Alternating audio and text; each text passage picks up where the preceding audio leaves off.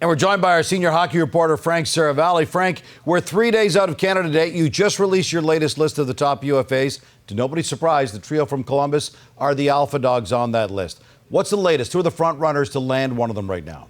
Well, let's start with the top dog on the list, Artemi Panarin, who visited the New York Rangers on Wednesday. I think they're the leading candidate to land him.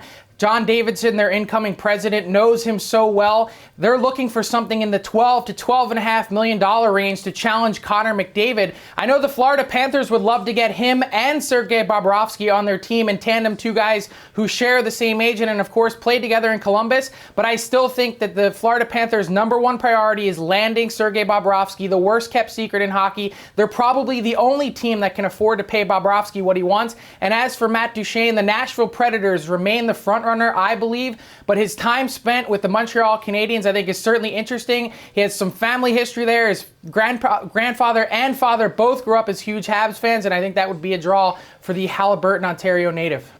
All right, in terms of goalies, Frank, we've heard reports out of New York that the Islanders are at odds with Robin Lehner. What are you hearing there?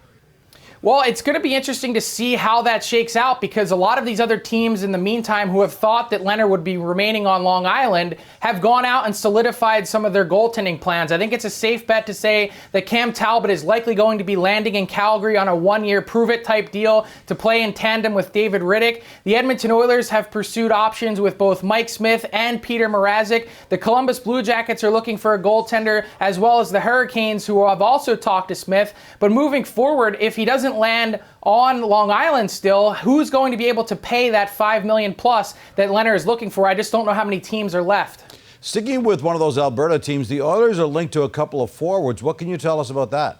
Well, we've all been waiting to see what Ken Holland will do this summer. We know that the Oilers have some salary cap limitations. They're looking for a third-line center. As Ryan Rishaug reported, Brian Boyle is certainly a guy that they'd be interested in. Brett Connolly on the wing would be a fit. And how about Corey Perry? I understand that he's talked to the Oilers in recent days. We'll see how Ken Holland can make his stamp on the new-look Edmonton Oilers. Frank, you mentioned the Oilers cap situation. Of all the Canadian franchises, they've got the least cap space available right now at just over $8 million. Our senior hockey reporter, Frank Seravalli.